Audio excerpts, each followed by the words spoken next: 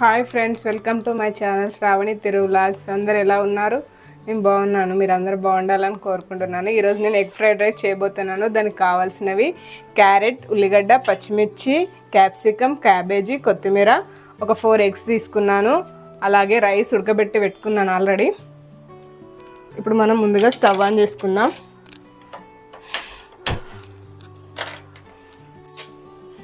Pan వేడైన తర్వాత oil వేసుకుందాం.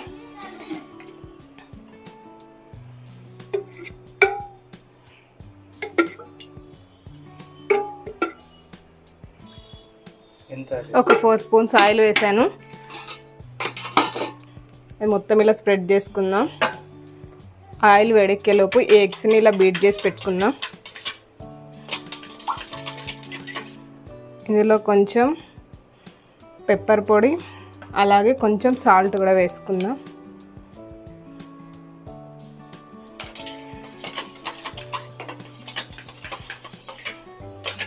ఓకే, ఆయిల్ హీట్ అయింది.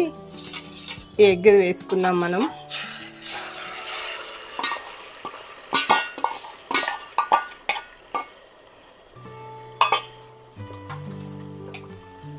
ఇలా బీట్ చేసి వేసుకోవడం వల్ల మనకి ఇవి ఫ్లఫీగా వస్తాయి మంచిగా.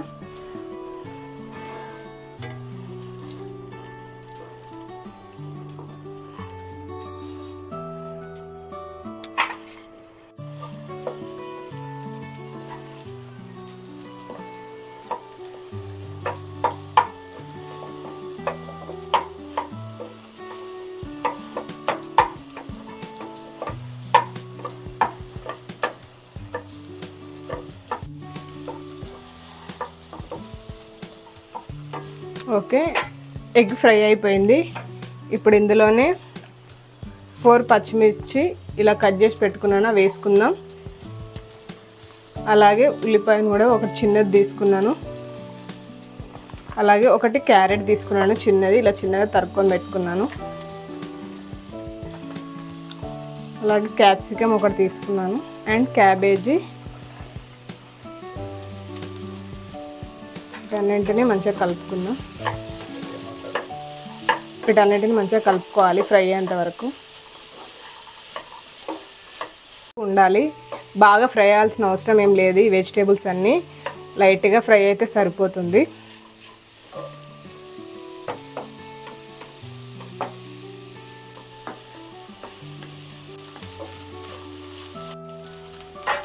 ఇప్పుడు ఇందులో రైస్ వేసుకుందాం. 1 గ్లాస్ రైస్ తీసుకున్నానండి. ఇవి నార్మల్ రైస్, నేను బాస్మతి రైస్ ఏం తీసుకోలేదు. ఇలానే టేస్ట్ బాగుంటుంది. ఇందులోనే 1 స్పూన్ కారం, 1 స్పూన్ సాల్ట్, 1 స్పూన్ మిరియాల పొడి, 1 స్పూన్ చికెన్ మసాలా, అలాగే 1 స్పూన్ గరం మసాలా కూడా. ఇవన్నిటిని కలుపుకుందాం మంచిగా.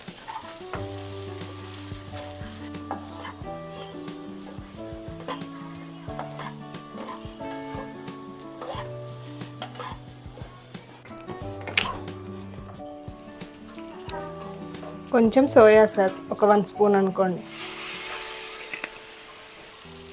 ఒక 1 స్పూన్ సోయా సాస్ వేసాను కదండి. ఇప్పుడు మంచిగా కలుపుకుందాం. ఇవన్నీ మంచిగా మిక్స్ అయ్యేంత వరకు మంచిగా కలుపుకోవాలి.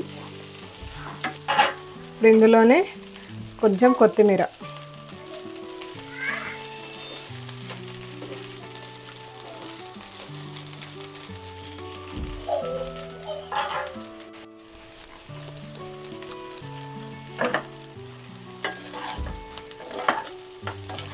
ఓకే అండి, మనకి ఫ్రైడ్ రైస్ అనేది అయిపోయింది. చాలా టేస్టీగా ఉంటుందండి. మీరు కూడా ఒకసారి ట్రై చేయండి. ఎలా ఉందో నాకు కామెంట్ రూపంలో తెలియజేయండి. మా ఛానల్ని ఫస్ట్ టైం కనుక చూసినట్లయితే లైక్ చేయండి, షేర్ చేయండి, కామెంట్ చేయండి, సబ్స్క్రైబ్ చేసుకోండి. Thank you friends. Bye friends.